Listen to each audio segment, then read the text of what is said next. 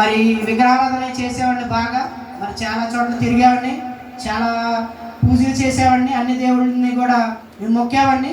మొక్కినప్పుడు కూడా మరి మాకు తింటాకు ఉండేది కాదండి, చాలా ఇబ్బందిగా ఉండేదండి. కనీసం వస్త్రాలు కూడా ఉండేవి కదండి, చిరిగిపోయినాయి. మరి చాలా ఇబ్బంది పరిస్థితుల్లో ఉండేదండి, లేమిడి లోటు బాగా. మరి ప్రతిరోజు సరే పచ్చడి వేసుకొని ఒక నీళ్ళు పోసుకొని అలాంటి తినే పరిస్థితి ఉందండి. అలాగే ఎక్కడికి వెళ్ళినా ఏం చేసినా సరే కలిసి వచ్చేది కాదండి మాకు. చాలా ఇబ్బందికి చాలా లోటుగా ఉందండి. మరి అప్పుడు యేసుప్రభు వారి గురించి చెప్పారండి చాలామంది, మేము అయినా సరే నమ్మలేదు. యేసుప్రభు ఏం చేసేదని నేను చాలా మూర్ఖతంగా ఉన్నామండి. తర్వాత మాకు గృహం కట్టిన తర్వాత 2010లో మాకు చాలా సమస్యలు అనేవి ఎదుర్కొన్నామండి. ఎక్కడి నుంచో వచ్చారు, ఇక్కడ ఊరిలో గృహం కట్టుకున్నారు పొరుగురులో అని మా ఊరిలో చాలా ఇచ్చేసారండి. అప్పటి నుంచి మా నాన్నగారికి బాగాలేదండి, తర్వాత మా అక్కకి 2-3 సంవత్సరాలు బాగాలేదండి, తర్వాత మా అమ్మగారికి 3-4 సంవత్సరాలు బాగాలేదండి. తర్వాత నాకు కూడా జ్వరం వచ్చిందండి, టైఫాయిడ్ జ్వరం వచ్చినప్పుడు మందులు వేసుకుంటే తగ్గిపోద్దని సామాన్యంగా హాస్పిటల్కి వెళ్ళామండి. వెళ్ళిన తర్వాత నాకు ఎన్ని మందులు వేసుకున్నా తగ్గలేదండి. జనరల్గా అయితే మెడిసిన్ వాడితే తగ్గిపోద్ది 1 మంత్లో. ఆ డాక్టర్కి వెళ్ళా, అంత ముందు వెళ్ళినప్పుడు తగ్గలేదండి. మరి ఎన్నిసార్లు వెళ్ళినా సరే అలాగే వెళ్తున్నా. ఆయన నా వల్ల కాదయ్యా నీకు తగ్గించడం అని ఆ డాక్టర్ దండం పెట్టేశారండి. సరే ఈయన దగ్గర కాదు వేరే దగ్గర కానీ అలాగా చాలా ఎంబీబీఎస్ డాక్టర్ చుట్టూ చాలా హాస్పిటల్ చుట్టూ తిరిగామండి. అయితే ఒకరోజు నాకు కళ కనిపించిందండి. మా ఇంటి ఎదురుకుండా ఒకటి వేప చెట్టు ఉందండి, పచ్చగా ఉండిద్దండి. ఆ చెట్టు ఎప్పుడు బాగుండేదండి. మరి అనుకోకుండా ఒకరోజు బాగా ఎండిపోయిందండి ఒక రోజులోనే. మరి ఏంటంటే డౌట్ వచ్చి చేతపడి ఏం చేశారో అనుకొని మరి అలాంటి చోట కూడా ఎన్నో చోట్ల తిరిగామండి. ఏం లేదు అనేవారు. అలాగే హాస్పిటల్ చుట్టూ తిరిగామండి. ఏమీ తినకుండా అన్నం అనేది 2 సంవత్సరాలు అన్నం అనేది తెలియదు నాకు. అన్నం అనే విషయాన్ని కూడా నేను మర్చిపోయానండి. 2 ఇడ్లీ తినేవాడినండి, పొద్దున్న 2 ఇడ్లీ, మధ్యాహ్నం 2 ఇడ్లీ, సాయంత్రం 2 ఇడ్లీ. నాకు ఎలా ఉంటున్నానా ఎలా తిరుగుతున్నాను అనేది నాకు అర్థమయ్యేది కాదు. ట్యాబ్లెట్లు ఇంజక్షన్లు వేసుకుంటాం, అసలు మైండ్ అంతా డిమ్ముగా ఉండేది, ఏం కనిపించేది కాదు. ఒక రోజు అయితే రోడ్డు మీద వెళ్తున్నప్పుడు ఒక ఆటో తొక్కేసిందండి నా కాళ్ళని. మా అమ్మగారు చూసి చాలా బాధపడ్డారు. ఏంటయ్యా నువ్వు అసలు ఏంటి చూసుకోలేదని అంటే, ఏమో నాకు తెలియట్లేదమ్మా, తొక్కింది కూడా స్వస్థ నాకు తెలియలేదు అన్న అలాంటి పరిస్థితి వచ్చేసిందండి. నా బాడీలో పార్ట్స్ ఎలా పనిచేస్తున్నాయో అది కూడా తెలియదు, చాలా దారుణంగా వచ్చింది. మరి అలాంటి విషయము మా అమ్మగారు చెప్తే బాధపడతారని నేను చెప్పకుండానే నా మనసులో దాచుకునేవాడిని. అలా చదువుకునేటప్పుడు కూడా చాలా ఇబ్బంది అయిందండి. నాకు అసలు గుర్తుండేది కాదు. ఎగ్జామ్స్లో కూడా సరిగ్గా రాయలేకపోయానండి, చాలా ఇబ్బంది ఉండేది. అసలు ఎగ్జామ్ పేపర్ ముందు కూర్చొని అయితే అన్నీ వచ్చేవి కానీ నేను రాయలేక ఇబ్బంది పడి ఏడ్చేవాడిని ఒక్కోసారి అయితే. మరి అమ్మ నాన్నకి చెప్తే నువ్వు చదువు మానే అంటారని మరి అలాగే దిగునుకొని నేను అలా కొనసాగానండి. సరే ఏదో దేవుడు కరుణిస్తాడో ఎలాగో చేస్తాడని రకరకాలుగా చేసేవాడిని. ఏం చేసినా సరే ఫలితం రాలేదు. తర్వాత ఒకరు చెప్పారండి, యేసుప్రభు వారిని నమ్ముకుంటే ఇదైద్ది. మరి ఒక ఆమెకి మా ఊర్లో ఒక ఆమెకి క్యాన్సర్ వచ్చిందండి. మరి ఆమెకి క్యాన్సర్ వచ్చి తగ్గిపోతే మరి యేసుప్రభు వారి ఘనంగా కూటమి పెట్టుకున్నారండి. క్యాన్సర్ వచ్చి తగ్గిపోవడం ఏంటని అప్పుడు ఆశ్చర్యం వేసిందండి. అయితే చూద్దాం అనుకుని మనం పట్టించుకోలేదు. వాళ్ళు వచ్చి చెప్పారండి, దేవుడు నన్ను ముట్టారు, దేవుడు నమ్ముకుంటే కార్యం జరిగిద్దని చెప్పారండి. అలాంటప్పుడు మరి ఎక్కడికి వెళ్ళాలి, ఎటు వెళ్ళాలి, ఈ లోకం నుంచి వస్తే చాలా ఉన్నాయి మరి చర్చిలు. ఎలా ఏ చర్చ అయితే బాగుంటుంది ఏంటని తెలియదండి. అయితే అందరూ చాలామంది తెలిసింది ఏంటంటే కాకాని తోటకి వెళ్తారండి. ఆ కాకాని తోటకి మరి 2014లో వెళ్ళామండి. 14-15 ఆ టైంలో వెళ్ళామండి. వెళ్ళిన తర్వాత అక్కడ చాలామంది చర్చి నుండి జనాలు ఉన్నారండి.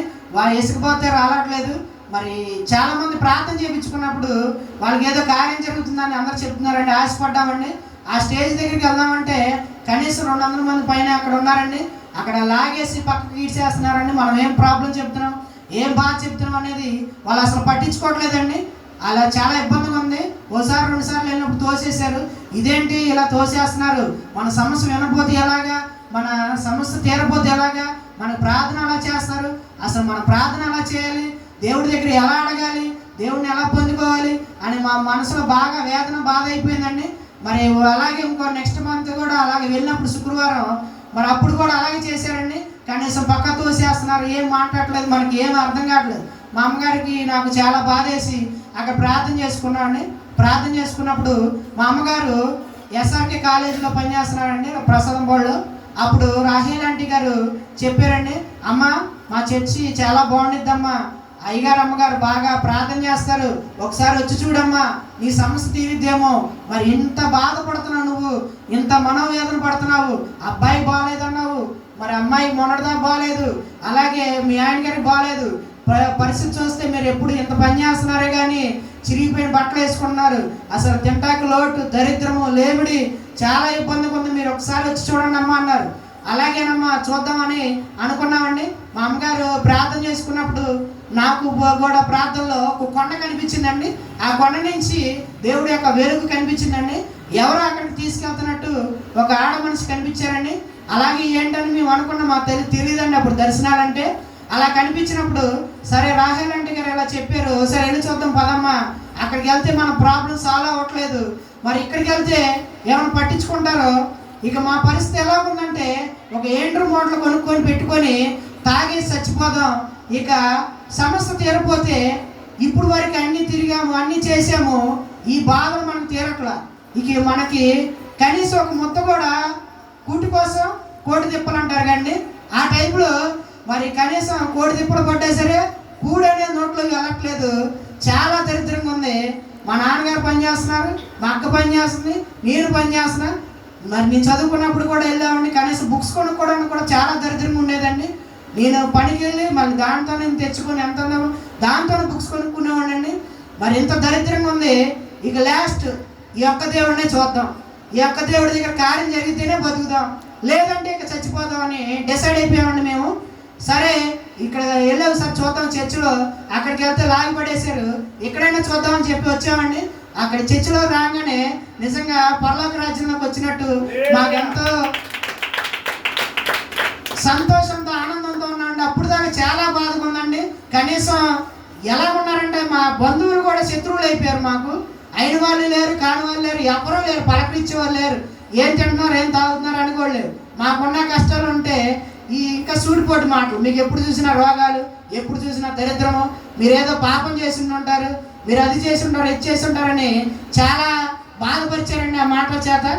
మేము ఆ చర్చిలో అడుగు పెట్టగానే క్రీస్తు సైనిక సాహస సంఘం శాలాంరాజు ప్రేరాలని మన ఇమ్మానే నాన్నగారు, అలాగే విమలారాణి అమ్మగారు మరి ఎప్పుడైతే మాకు ధైర్యం చెప్పి 7 వారాలు రెండయ్యా మీకేంటో అర్థమైంది, ఆత్మీయ తల్లి గారు ఏమనలేదు, తండ్రి గారు 7 వారాలు రండి, నేనేం చెప్పను, మీకు మార్పు వస్తేనే రండి, లేకపోతే లేదని చెప్పారండి మా తండ్రి గారు. సరే ఓదార్పుకుంది, మన సమస్యను ఎంతో చక్కగా కూర్చొని తాయితీగా మాట్లాడుతున్నారు, చూద్దామమ్మా వెళ్దామమ్మా అని చెప్పి అలాగే కంటిన్యూ అయ్యామండి.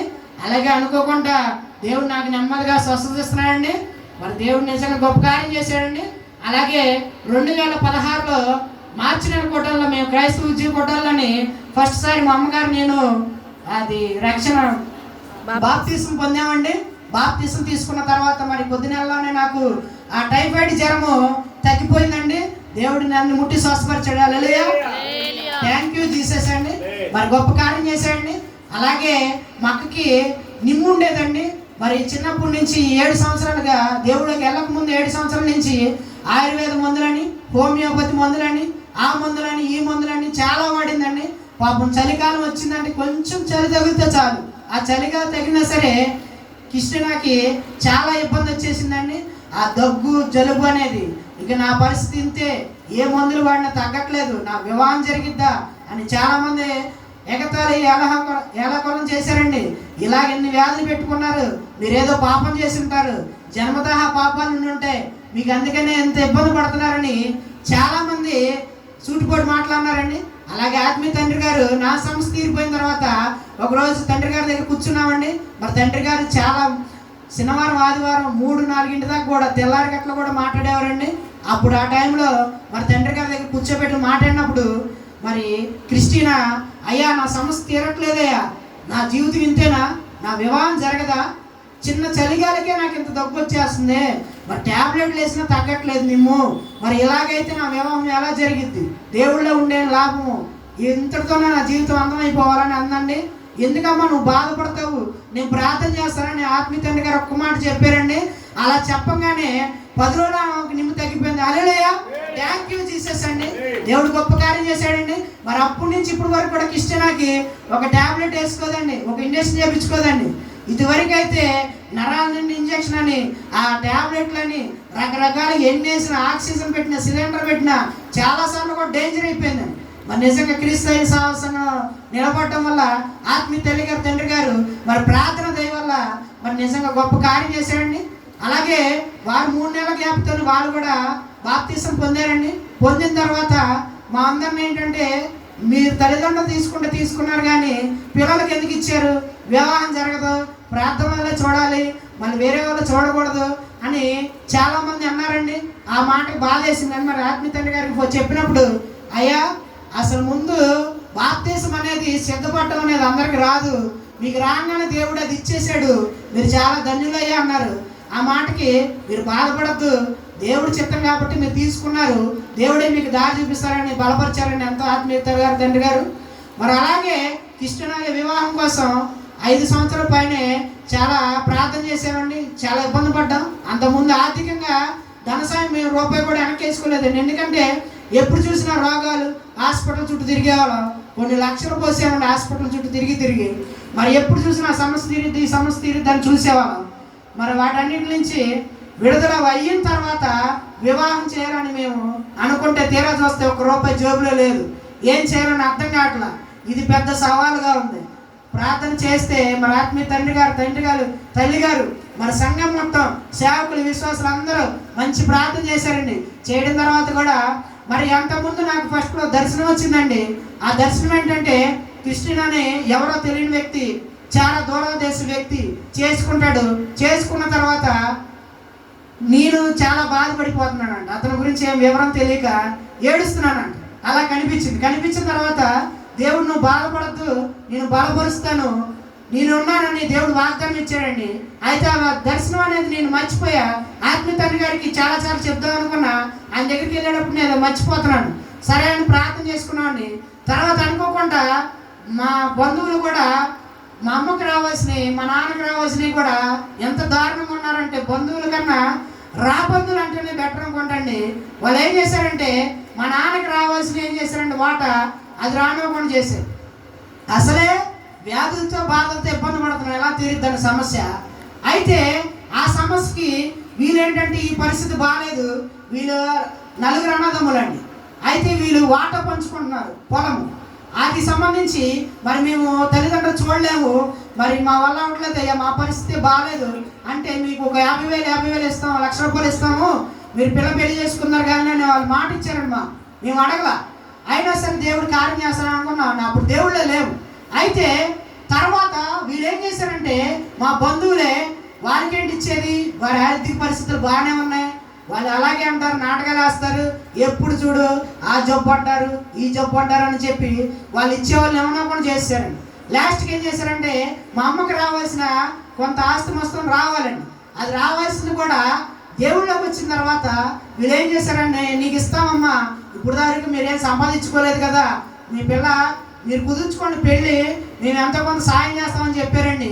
సరే దేవుడే ఉన్నాడు, మన దగ్గర ఏమీ లేదు, ఆయన సాయం చేస్తాడని మేము కొన్ని సంబంధాలు చూసిన తర్వాత కూడా చాలా సంబంధాలు నేను చెడగొట్టేసి మాకు తెలియదు ఆ విషయం. తర్వాత ఒక సంబంధం వచ్చినప్పుడు, మీరు మాట్లాడుకోండి, మీ స్తోమతంగా మీరే తెచ్చుకున్నారుగా, మీరే మాట్లాడుకోండి, మీరే చేసుకోండి అని అన్నారు. ఇక ఇలా మాట్లాడుతున్నారు, ఇంక అనవసరం అని చెప్పి, ప్రభువా నువ్వే ఉన్నావు అని చెప్పి తండ్రి గారికి, తల్లి గారికి చెప్తే, మరి అలాగే దేవుడు రూపాయి కట్నం లేకుండా దేవుడు వివాహం జరిగించాడు. Thank you Jesus. ఎవరైతే మరి ఆ వివాహానికి ధన సాయం ఇస్తామని కూడా ఆపేసి మమ్మల్ని చాలా ఇబ్బంది పెట్టారు. మా కృష్ణనాకి చిన్న బంగారం కూడా లేకుండా చేశాను, చాలా ఇబ్బంది పడ్డామండి. అలాంటప్పుడు పెళ్ళికి మరి నేను ఎవరు తెలియకుండా, ముక్కు మొహం తెలియకుండా దేవుడు నిజంగా 1,00,000 రూపాయలు అప్పు ఇప్పించాడండి దేవుడు. Thank you Jesus. మరి వివాహాన్ని కూడా చాలా ఘనంగా జరిగించాడండి. మరి అయ్యా మరి టికెట్లకి మరి కర్ణాటకలో కుదిరింది, మరి ఏం చేయాలో తెలియదు, ఎలాగా చేయాలో తెలియదు అంటే మరి ఆత్మీయ తండ్రి గారి ప్రార్థన వల్ల మరి మాకు ఎవరైతే ఇబ్బంది పెట్టారో ఆ సంబంధం మీకు వద్దని చాలా ఇబ్బంది పెట్టారో అన్యులు వాళ్ళు అక్కడికి వచ్చి ఆ చర్చిలో నిజంగా వివాహము చాలా ఘనంగా జరిగింది. నీ పెళ్ళిని నేను ఆపేవాలనుకున్నాను, ఇది క్యాన్సిల్ చేయాలనుకున్నాను. ఆ ఉద్దేశంతో వచ్చాను నేను. ఆ ఉద్దేశాన్ని నిజంగా ఈ దేవుడు చాలా గొప్పవాడని చెప్పి ఒకటే మాట కన్నీరు పెట్టుకొని అక్క నన్ను క్షమించు, ఈ మాట అన్నాను అని చెప్పి ఒప్పుకున్నాడండి. నిజంగా ఆ రోజు చాలా సంతోషం వేసిందండి. దేవుడు గొప్ప కార్యం చేశాడండి. అయితే ఆ సంతోషం ఎలాగానే ఎన్నాళ్ళో నిలవలేదండి. ఒక వారం రోజుల తర్వాత వెంటనే వీళ్ళు ఏంటి దేవుడు ఎలా కార్యం చేయడం ఏంటి, మన రూపాయి డబ్బులు అవ్వకపోయినా వీళ్ళు వివాహం జరగడం ఏంటి, వీళ్ళు సంతోషంగా ఉండడం ఏంటి, వీళ్ళు ఎలాగైనా సరే పడేవాలి, దేవుళ్ళలో పడేవాలి, ప్రార్థనలో పడేవాలి అని చెప్పి రకరకాల కలహాలు పెట్టేసి మా బావ మనసును మార్చేసి వాళ్ళకి ఇక రకరకాల మాటలు చెప్పి అతను కూడా మరి అదొక రకంగా ఇక గొడవలు, ఇబ్బందులు, అసలు ఏంటి ఏమి తెలియదు. మాకంతా అంధకారం అయిపోయింది. ఎవరు చెప్పేవాళ్ళు లేరు, ఏ చేసేవాళ్ళు లేరు. మరి ఆత్మీయ తండ్రిగా చెప్తున్నా, అయ్యా బాధపడద్దు, ప్రార్థన చేద్దాం, దేవుడు కార్యం చేస్తాడులే, ముందులో ఇలా జరిగితే దేవుడు ఏదో ఒకటి మనకి కార్యం చేస్తాడు, మీరు బాధపడద్దని బలపరిచారు. అయినా ఎక్కడికో తెలియదు వేదన వచ్చేస్తుంది. మాకు చాలా ఇబ్బంది పడిపోయామండి. దూర ప్రాంతాన్ని ఇచ్చేసాం. ఇచ్చినప్పుడు ఏంటి అంత బాగానే ఉంది, అంతా చూసాము, కానీ ఎలా జరిగింది ఏంటని మాకు ఒక చీకటి అంధకారం కమ్మిపోయినట్టు అయిపోయింది. అప్పుడు దేవుడు నాతో అన్నాడండి, మీకు 3 సంవత్సరాలు చాలా శ్రమలు వస్తాయి, ఇబ్బందులు వస్తాయి, వాటన్నిటిని తట్టుకొని నిలబడితేనే మిమ్మల్ని నిలబెడతా, లేదనుకో మీరు అక్కడితో ఇదైపోవడం మీ ఇష్టం, నిలబడితేనే శ్రమలోనే మిమ్మల్ని నిలబెడతా, లేదంటే నీ ఇష్టం అని దేవుడు నాకు చెప్పాడండి. అమ్మో శ్రమలు అంటే ఎలాగొస్తాయి అనుకున్నాండి. ఆ టైంలో చాలా దారుణంగా ఉందండి. అసలు ఆ పరిస్థితి ఎలాగుందంటే ఒక పూట అన్నం వండుకొని ఆ అన్నం పడేసామండి. ఎన్నో రోజులు దరిదాపు సంవత్సరం పాటు అలా జరిగిందండి. ప్రతిరోజు ఏడ్చినట్టే కానీ ఏ రోజు అన్నం తిని సంతోషంగా లేవు. అందరూ వివాహాలు చేసుకుంటున్నారు, అందరికీ సంతోషంగా ఉంటుంది, అందరూ వాళ్ళు ఇంటికి వస్తున్నారు, మనకేంటి ఇంత గొడవలేని, ఏం జరిగింది, అసలు ఎలా జరిగింది, సంతోషం లేదు, ఆనందం లేదు, చాలా బాధపడ్డామండి. మరి ప్రభుకి ప్రార్థన చేస్తుండగా అలాగ ఒక్కొక్క విషయం మరి ఆత్మీయ తండ్రి గారు అలాగా మరి 2 సంవత్సరాలు ప్రార్థన చేసిన తర్వాత నేను రెడ్డిపాలెం కోటలో అనుకున్నానండి, ప్రతి ఒక్క సంఘం తిరగాలి, దేవుడి యొక్క సాక్ష్యం నిలబడతానయ్యా, మరి ఈ సాక్ష్యం చెప్తా, మా పట్ల గొప్ప కార్యం చేశావు, నిజంగా నాకు 2 సంవత్సరాల నుంచి విడుదల ఇచ్చావు జ్వరం నుంచి, మరి ఆ కిష్టను నిమ్ము తీసేసావు. అలాగే మా అమ్మకి తలనొప్పండి, ఆ తలనొప్పుడు కూడా దేవుడు తీసేసాడండి. అలాగే నా జాబ్ లేనప్పుడు కూడా దేవుడు జాబ్ ఇప్పించాడు. మరి కిష్ట నాకు ఇలాగ ఎందుకు జరిగింది అని దేవుడి దగ్గర గోజాడినప్పుడు మరి ఆ సాక్ష్యం చెప్పుకుంటానయ్యా అని చెప్పినప్పుడు దేవుడు నిజంగా సంవత్సరం తిరిగేలోపు గొప్ప కార్యం చేశాడు. హల్లెలూయా, థ్యాంక్ యూ జీసస్. అతనైతే పచ్చి బూతులండి, మరి అతను సేవకుడే, పచ్చి బూతులు, అసలు ఏం తిడుతున్నాడు అతనికి అర్థం కావట్లేదు. అసలు సేవకులు అంటే ఎలా ఉంటారని మన సంఘంలో చూసినప్పుడు ఎప్పుడు దీవెన ఆశీర్వాదం మాట్లాడండి. మన సేవకులు చూసినప్పుడు నిజంగా మన సేవకుల మాట ఎలాగుండిద్దంటే, మా ఇంట్లో ఒకసారి కూటమి పెట్టినప్పుడు దేవుడు అంటే మాకు అంతంత మాత్రం తెలిస్తే సేవకులు అందరూ వచ్చి మేము పిలిచినప్పుడు ఒకటే మాట అన్నారు, అయ్యా మనోహర్ నువ్వు సేవ చేస్తావు, ఇక్కడ క్రీస్తు సైనిక సంఘం ఏర్పడిద్ది అన్నారండి. ఇదేంటి ఇలాగే మాట్లాడుతున్నారు, ఇలేదే సేవ ఏంటి, ఇలేదో అంటే జరిగిద్దా అని అనుకున్నా. అలాగే మా ఇల్లు తడికి కట్టేసి ఉండేదండి, గోడ లేదు, ఇల్లు అయితే కట్టుకున్నాం కానీ ప్లాస్టింగ్ లేదు, ఫ్లోరింగ్ లేదు, తడికి కట్టేసి ఆ తడికి చెదలు తిని పడిపోయారు. అది కూడా ఇబ్బంది పడ్డామండి. అన్నారు కూటమి పెట్టుకోండి, మీరు కూటమి పెట్టుకోవడం వల్ల దేవుడు మిమ్మల్ని దీవిస్తాడు, ఆశీర్వదిస్తాడు, మళ్ళీ సంవత్సరం కల్లా మీరు గోడ కడతారయ్యా, బండి కూడా కొనుక్కుంటారయ్యా అని దీవించి వెళ్ళారండి సేవకులందరూ మనసారా నిండుగా. నిజంగా దేవుడు అదే మాట సంవత్సరం తర్వాత దేవుడు మాకు ఒక్కొక్క కార్యం టక చేశాడండి. ఆ ఇంటికి ప్లాస్టిక్ కూడా ధనసాయం ఇచ్చాడండి, అలాగే బండి కూడా దేవుడు ధనసాయం ఇచ్చాడండి. మరి నిజంగా సేవ చేయమని దేవుడు నాతో మాట్లాడాడండి. ఆత్మీయ తండ్రి గారు అయ్యా సేవ చేయమన్నాడు. దేవుడు దర్శనం చెప్పినప్పుడు అయ్యా నేను జాబ్ కాదయ్యా, నువ్వు సేవ చేయాలయ్యా, దేవుడు నిన్ను నిలబెట్టుకుంటాడంటే అయ్యా నాకేం తెలీదు, నేను ఇప్పుడు చేయను, నేను ఎంఎస్సి చదివాను, ఆ ఎంఎస్సి అంటే మాస్టర్ ఆఫ్ సైన్స్ అండి, కాలేజీ లెక్చరర్ చదివానండి, ఇంటర్మీడియట్ లెవెల్కి డిగ్రీ లెవెల్కి చెప్పేదండి, ఆ లెవెల్కి నేను చదివాను, వాళ్ళకి చెప్పాలి, నేను ప్రొఫెసర్ అవ్వాలి, మంచి యూనివర్సిటీలో నేను జాయిన్ అవ్వాలి, ఒక 50,000 శాలరీ తీసుకోవాలి అని అనుకున్నాను. అలాగ ఉండాలనుకున్నప్పుడు సేవ చేయమని చేయమంటారు ఏంటి అయ్యగారు మాట అయినది ఏంటని నేను అనుకున్నానండి. అనుకున్నప్పుడు మూర్ఖంగా నేను ఒక సంవత్సరం మొత్తం తిరిగానండి జాబ్ కోసం ఎక్కడ తిరిగినా సరే నా జాబ్ దొరకల. మళ్ళీ ఆత్మీయ తల్లి గారి దగ్గరికి వెళ్ళి కూర్చొని, అయ్యగారు నా జాబ్ దొరకలేదయ్యా, మరి ఏం చేయమంటారయ్యా అని అడిగినప్పుడు, సేవ చేయమంటే నువ్వు తిరుగుతున్నావా, ఎలాగయ్యా కుదురుద్దని అన్నారు. అయ్యా ఏం చేయమంటారంటే, సరే నీ పరిస్థితి మాకు తెలుసు కనుక కొన్నాళ్ళు జాబ్ చేసుకుంటా, తర్వాత సేవ చేసుకుంటాను దేవుడి దగ్గర ఒప్పుకోయా, నీకు జాబ్ చూపిస్తాడు దేవుడు అనగానే ఆ మాట అయితే ఎప్పుడు ఒప్పుకున్నానో రెండో రోజుకి దేవుడు నాకు జాబ్ సిద్ధపరిచాడండి. Hallelujah, thank you Jesus. మరి అలాగా దేవుడు నా పట్ల కార్యం చేశాడండి. మరి సేవకుల మాట అనేది క్రీస్తు సైడ్ సావాస సంఘం సేవకులైనా సరే ఎవరైనా సరే ఒక మాట వచ్చిందంటే అది సామాన్యమైన మాట కాదండి. దేవుడు దాన్ని రూఢిపరుస్తాడు. అలాగే నన్ను అటు తిప్పినా ఎడుదిరిగినా మొత్తాన్ని దేవుడు సేవ చేయించుకుంటున్నాడు. Thank you Jesus. అలాగే క్రిస్టినా కూడా మరి ఆత్మీయ తల్లి గారు తండ్రి గారు ప్రార్థన పెట్టుకున్నామండి. అటువంటి పరిస్థితుల్లో పెట్టుకున్న తర్వాత మరి లోకంలో మేము తిరిగామండి. వాళ్ళ దగ్గర సెటిల్మెంట్లని, వీరి దగ్గర సెటిల్మెంట్లని, వాళ్ళని పిలిపించుకున్నాం. ఎవరి దగ్గర ఎటువంటి సెటిల్మెంట్ అవ్వాలా, అది అసలు ముడిపల్లా తెగల, దానికి అసలు సమస్య అనేది సాల్వ్ అవ్వట్లా. దేవుడు అన్నాడు, ప్రార్థిస్తే సమస్య తీరుద్ది అన్నాడు. అప్పుడు ఆత్మీయ తండ్రి గారు చెప్పినప్పుడు, అయ్యా మీరు ఈ సమస్యల్లో పడ్డారు, వివాహం జరిగిన తర్వాత కరోనా వచ్చిన లాక్డౌన్, అప్పుడు కూటమి పెట్టుకోవాలా, వివాహం జరిగిన తర్వాత కూటమి పెట్టారు, కానీ నార్మల్గా దేవుడిని స్తుతించలా. మీరు ఒకసారి కూటమి పెట్టుకోండి అయ్యా చూద్దాం అన్నారు ఆత్మీయ తండ్రి గారు. ఆ కూటమి ఎప్పుడైతే దిగొచ్చామో మా బావ అయితే నాకు 99.9% ఇక మా అక్కని తీసుకెళ్ళడం నాకు అర్థమైపోయింది. ఒక సంవత్సరం వరకు పోరాడాం, ఆన్సర్ రావట్లా. ఎంత దారుణంగా ఉన్నాడంటే అంత దారుణంగా ఉన్నాడు. నువ్వు వచ్చినా రాపోయినా నా పని నేను చేసుకుంటా, నీ పని నువ్వు చేసుకో, పచ్చి బూతురాడు నోరు తెరిస్తే, అసలు నువ్వు భార్యవే కాదు, అది కాదు ఇది కాదు అని తిట్టాడు.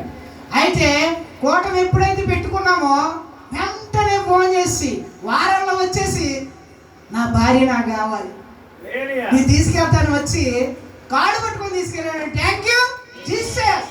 క్రీస్తు సైడ్ సాహస సంఘం అనేది చాలా పవర్ఫుల్ సంఘం అండి. దానివల్ల మరి తండ్రి గారు తల్లి గారు ప్రార్థన దయ వల్ల ఇప్పుడు మరి వాళ్ళిద్దరు కూడా కొంతవరకు మారాడండి. మా బావ కూడా మరి ఇంకా పూర్తిగా మారాలని, అలా అత్తగారు ఇంకా చాలా ట్రబుల్స్ పెడుతున్నారండి. దేవుడు చూపిస్తున్నారండి. మరి తండ్రి గారు తల్లి గారు చేస్తున్నారండి. మరి ఎంతో ప్రయాసపడుతున్నారండి. మరి ప్రతి కోటలో రాజయ్య గారు కూడా మరి ఎప్పుడు చెప్పినా, ఎందుకమ్మా బాధ, ఎందుకమ్మా దిగులు, ఆత్మీయ తండ్రి గారు నన్నే మార్చారు ప్రార్థన. అతను మాట్లాడిన పెద్ద విషయం ఏంటి, మాట్లాడు ఏమోదమ్మా అన్నాడు. ఆ మాటను కూడా దేవుడు రూఢిపరిచాడండి. నిజంగా చాలా మార్పు ఇచ్చాడండి. అలాగే మా తల్లి గారికి తలనొప్పి అండి. కనీసం దాదాపు 15 సంవత్సరాల నుంచి తలనొప్పితో చాలా బాధపడింది, చాలా ఇబ్బంది పడిందండి. హాస్పిటల్ మందులు వేసుకొని లేవు, ఎక్కని హాస్పిటల్ మెట్లు లేదు. ఆ తలనొప్పి ఎలాగుందంటే, ఆ ఎండ చూస్తే ఎండలోకి వెళ్తే తలనొప్పి, ఆ ఎండలో ఒక 5 నిమిషాలు ఉందంటే, ఎండాకాలం అయితే ఇంకా దారుణం. ఆ ఎండకి ప్రతిరోజు 2 లీటర్లు థమ్సప్ బాటిల్ తాగాల్సిందే. తాగినా సరే ఒక గంట తర్వాత అమ్మ కొబ్బరి నీళ్ళు తాగాలమ్మా అనేది, మళ్ళీ కొబ్బరి నీళ్ళ తర్వాత మళ్ళీ డ్రింకు. అలాగా ఆ తలనొప్పి అనేది చాలా తీవ్రంగా ఉండేదండి. ఆ తలనొప్పి వస్తే ఒకసారి 2-3 రోజులు తగ్గేది కాదు. ఎవరికైనా తలనొప్పి వస్తే ట్యాబ్లెట్ వేసుకుంటే ఒక అరగంట తగ్గిద్ది, ఒక గంటకు తగ్గిద్ది. ఇంకా అలా కాదు, ఒక రోజు మొత్తం పట్టేది, వాంతులు అయిపోయేవి, ఏం తినేది కాదు, నీరసం అయిపోయేది, అలాగే పడుకునేది. ఆమెను చూసి మాకు బాధ, ఎలా తగ్గిద్ది అని. తర్వాత ఇక ఆమెకి సిచ్యువేషన్ అనేది చాలా దారుణం అయిపోయింది. ఒక రోజు వచ్చేది తలనొప్పి 2 రోజులైంది, 2 రోజులు వచ్చేది వారం రోజులకి వెళ్ళింది, వారం రోజుగా తగ్గేది కదా తలనొప్పి. ఎవరైనా భరించగలరండి? ఒక రోజు అంటేనే నన్ను మాకు ఇసుకిచ్చు, మాకు ఏంటో తలనొప్పితో సస్తంటే అంటారు. మనం ఆమె వారం రోజులు తలనొప్పి భరించిందండి, తగ్గేది కాదు. మోక్షం ఎక్కడ అనుకుంటా. ప్రభువులో అనుకోకుండా దేవుళ్ళ మీ మాట వలన, నా వలన, మరి ఆత్మీయ తల్లి గారు తండ్రి గారు ప్రార్థన వలన మరి ఎప్పుడు చేసి ప్రార్థన చేసేవారు మా అమ్మకి, అయ్యా తలనొప్పి తగ్గట్లేదయ్యా, ఎండ తీవ్ర చేసినా, ఉపవాసం ఉన్నా, బయటికి వెళ్ళినా, ఏం చేసినా తలనొప్పి వచ్చేస్తుందయ్యా అంటే, ఆ చేసి ప్రార్థన చేసినప్పుడు, అమ్మ నీ తల ఏదో దీపం కనబడుతుందమ్మా, అమ్మా నీ తలలో ఏదో నెమలిపించి కనబడుతుందమ్మా, చీకటి ఉందమ్మా, దానివల్ల నీకు ఎలా వస్తుందమ్మా అనేవారు. మరి అలాగే ప్రార్థన చేసేవండి. మరి అలాగే దేవుడే మెడిసిన్ కూడా చూడాలి కదా అసలు ఏంటనేది. మరి ఆ స్కానింగ్లని టెస్ట్లని ఎన్నో చేసామండి, ఎన్నో చోట్ల తిరిగాం, ఏమి ఉండేది కాదు. ఏమికి ఎన్ని చేసినా సరే, ఎక్కడ తిరిగినా సరే ఏమి ఉండేది కాదు. ట్యాబ్లెట్ వేసినా కూడా తగ్గేది కాదు. లాస్ట్కి మరి ఆత్మీయ తల్లి గారు తండ్రి గారు ప్రార్థన చేయడం వల్ల ఆ తలపుని దేవుడు ముట్టి స్వస్థపరిచాడు. Thank you Jesus. మరి దేవుడు నిజంగా గొప్ప కార్యం చేశాడండి. ఆ వాంతులు నీరసం అయిపోవడం చాలా మంచి కార్యం అండి. అసలు చెప్పడం అంటే మాటల్లో వర్ణించలేదండి దేవుడు చేసిన కార్యం అండి. మరి అలాగే మరి నేను సేవ చేయనని ఎప్పుడైతే మొరాయించానో ఆమెకి తలనొప్పి కూడా దానికి కొద్దిగా యాడ్ అయింది. దాని తగ్గట్టు గర్భసంచి ప్రాబ్లం వచ్చింది ఆమెకి, యేసుమణి గారికి. ఆ గర్భసంచి ప్రాబ్లం రావడం వల్ల చాలా హాస్పిటల్ తిరిగామండి. ఎక్కడ తిరిగినా సరే బ్లడ్ పర్సెంట్ లేదు అంటున్నారు, ఎక్కిస్తున్నారు, స్కానింగ్ చేస్తున్నారు, అన్నీ చూస్తున్నారు, ఏ తేడా కనపట్ల. ఎన్ని హాస్పిటల్ తిరిపినా సరే లక్షలు పోస్తున్నాం కానీ ఆమె స్వస్థత రాట్లా. చాలామంది అన్నారు, అమ్మా తెల్ల చీరలు కట్టుకుంటున్నావు నువ్వు, దీనివల్ల ఇలాగ అవుతుందేమో, తీసే, ఎందుకు ఇలాగా, దేవుడికి అపకీర్తి అది అని చాలామంది అవమానించారు. అయితే మేము చాలా బాధపడి దుఃఖపడి ప్రార్థన చేసాం. ఆత్మీయ తండ్రి గారు పద్దాగా, అయ్యా నువ్వు సేవ చేస్తానన్నా, సేవకుడికి నిలబడతానన్నా, నువ్వు ఎలా చేయడం, లోకం వైపు తిరగడం కష్టమయ్యా, ప్రార్థనలోకి వచ్చావు, మీకు దేవుడు మంచి ఆశీర్వాదం ఇచ్చాడు, మరి నువ్వేమో సేవ చేయనంటున్నావు, దీనివల్ల చాలా సమస్యలు ఎదుర్కోవాల్సి వస్తుంది నువ్వు అన్నావు. దేవుడు ఒకటే మాట అన్నారండి. మరి ఆత్మీయ తల్లి గారు తండ్రి గారు చెప్పారండి. అలాగే సింగనగరయ్య గారు కూడా మరి ఆయన నిజంగా పరలోకంలో ఉన్నందుకు ఆయన చాలాసార్లు హెచ్చరించారండి నన్ను. ఏయా నువ్వు సేవ చేయాలి, దేవుడు నీకు ఎందుకు ఇచ్చాడు ఆ వరము, నువ్వు సేవ చేయకపోతే దేవుడు నీ సేవ తీసేసుకుంటాడు, నువ్వు అభిషేకం తీసుకో. క్రీస్తు సాయిన సేవా సంఘం అంటే చాలా పవర్ఫుల్ అయ్యా, మాటల్లో కాదని చాలాసార్లు హెచ్చరించాడండి. నేను పట్టించుకోలేదని. అలాగే ఒకరోజు దేవుడు వచ్చి, ఏంటి నా సేవకుడి ద్వారా హెచ్చరిస్తుంటే నువ్వు అభిషేకం తీసుకోమని, ఎందుకు తీసుకోవట్లేదు, నువ్వు తీసుకోవాల్సిందే అని చెప్పి దేవుడు అన్నాడు. వెంటనే ఆ గద్దెంపుకు లోబడి అభిషేకం తీసుకున్నా కానీ సేవ చేయట్లేదని. మరి అలాగే మా తల్లి గారు ఎలాగెళ్ళిందంటే సిచ్యువేషను, వాంతులు, అన్నం తినటం లేదు, ఏమి లేదు, బాడీ అంతా ఉబ్బిపోయింది. కరోనా సిచ్యువేషన్ బయట చూస్తే చాలా దారుణం అయిపోయిందండి. చేతిలో చూస్తే రూపాయి లేదు. అప్పుడు దాకా స్కానింగ్లని, ఆ తలనొప్పి అని, ఆ కడుగుడని, ఆ చేతుల కడుగుడు కూడా చాలా బాగుండేదండి. ఎవరైనా ఆహారం తీసుకునేటప్పుడు చేతులు కడుక్కోవడానికి బద్ధకం, లేదంటే శుభ్రంగా ఒక్క నిమిషం ఇలా కడుక్కొని వస్తారు. అలా కాదు, గంట కొద్ది చేతులు కడుగుతూనే ఉండేది. బ్రష్ తీసుకుంటే గంట, 2 గంటలు, 3 గంటలు, 4 గంటలు, ఒక్కోసారి 5 గంటలు కూడా చేతులు కడిగి. ఏంటమ్మా అంటే ఏంటో తెలియదు, ఒక చీకటి కనబడుతుంది అక్కడ. ఆత్మీయ తండ్రి గారు చెప్తే నువ్వు సేవకు ఒప్పుకోవాలి, సేవకు ఒప్పుకోకపోతే కుదరదు అని చెప్పారండి. అయితే ఈమెని లాస్ట్కి ఏం జరిగిందంటే, నేను అప్పటికీ ఒప్పుకోరా, తండ్రి గారు తల్లి గారి మాట వినలేదు. నేను దేవుళ్ళో ఉన్నాను కానీ దేవుడి మాట వినట్లా, సేవకుల మాట వినట్లా. వినకపోతే గవర్నమెంట్ హాస్పిటల్లో లాస్ట్కి జాయిన్ చేయాల్సి వచ్చింది. అటువంటి పరిస్థితి, చాలా సిచ్యువేషన్ దారుణంగా వచ్చేసిందండి. అంతటి పరిస్థితిలో వెళ్ళినప్పుడు ఆత్మీయ తండ్రి గారు చెప్పినప్పుడు మరి ఒకటే మాట అన్నారయ్యా, నీకు లాభం లేదు, నీ తల్లి బతకాలంటే నువ్వు ఒప్పుకోవాల్సింది అన్నప్పుడు, ఎప్పుడైతే సేవకి చేస్తానని ఒప్పుకున్నానో మరి ఆ 3 రోజులు అది నా నమ్మకం లేదని డాక్టర్ కూడా చెప్పారండి. అలాంటి సిచ్యువేషన్లో దేవుడు 3 రోజులు లేపి నుంచోబెట్టి, దేవుడి స్తోత్రం, హల్లెలూయా, థ్యాంక్ యూ జీసస్. అప్పటి నుంచి నేను సేవ చేయడం మొదలుపెట్టానండి. అప్పటి నుంచి మా అమ్మకి ఏ ట్యాబ్లెట్ వేయలా, ఏ మెడిసిన్ వేయలా, ఏ హాస్పిటల్ ఎక్కడ, ఒక క్రీస్తు సైడ్ సావాస సంఘం ఒక గడప తొక్కడం వల్లనే, ఈ సాక్ష్యం చెప్పడం వల్లనే మంచి ఆరోగ్యం ఇచ్చాడు దేవుడి స్తోత్రం, హల్లెలూయా, థ్యాంక్ యూ జీసస్. డబ్బు సంపాదించుకున్నా, ధనం సంపాదించుకున్నా, పేరు ప్రఖ్యాతులు సంపాదించుకున్నా, ఆరోగ్యం లేకపోతే సున్నా అండి. మనం ఎంత చేసినా సరే. లాస్ ఏంజల్స్ వారు ఏమయ్యారు, ధనం సంపాదించారు, ఏమైంది లాస్ట్కి, ఆ ధనాన్ని రోడ్డు మీద చెత్తకాయతల కింద ఏరుకోవాల్సి వస్తుంది. ఈరోజు ఆ సృష్టికర్తనే వాళ్ళు తన్నారు, సృష్టికర్త లేడని తోసేశారు. ఏమైంది, ఈరోజు రోడ్డు మీద పడి పొర్లి దేవుడా దేవుడా అని పడి ఏడాల్సి వస్తుంది. అటువంటి పరిస్థితి నేను తెచ్చుకున్నానండి దేవుడి మాట అనుకుంటా. మరి తల్లిదండ్రులు గారు ఏ మాట అయితే సూటిగా మాట్లాడతారో ఆ మాటని ఎప్పుడైతే ఒప్పుకొని దాన్ని నేను ఒబే చేశానో, దేవుడి మాటను యాక్సెప్ట్ చేశానో, వచ్చానో అప్పటి నుంచి దేవుడు నాకు నెమ్మది ఇచ్చాడండి, మంచి ఆరోగ్యం ఇచ్చాడండి, మంచి పనిపాట్లు ఇచ్చాడండి. దేవుడు అలాగే నా సేవను కూడా దీవించి ఆస్వాదించాలని, సంఘం కూడా దీవించి ఆస్వాదించాలని, అలాగే నాకు వివాహం జరగాలి, మంచి భార్య రావాలని, అలాగే కృష్ణ కాపురం కూడా ఇంకా పూర్తిగా కుదిరిపోవాలని మీ అందరూ ప్రార్థన చేయండి. ఇంకా నేను మన క్రీస్తు సైన సావస్ సంఘం దేవుడు నాకు చేశాడు, ఒక అద్భుతం చేస్తానన్నాడు, చేశాడు. ఈ అద్భుతాన్ని మొత్తం అన్ని సంఘాలు చెప్పాలని మీ అందరూ ప్రార్థన చేయండి. దేవుడు స్తోత్రం అండి. అలాగే థ్యాంక్ యూ. ఈ అవకాశం ఇచ్చిన అమ్మగారు కూడా వందనాలు.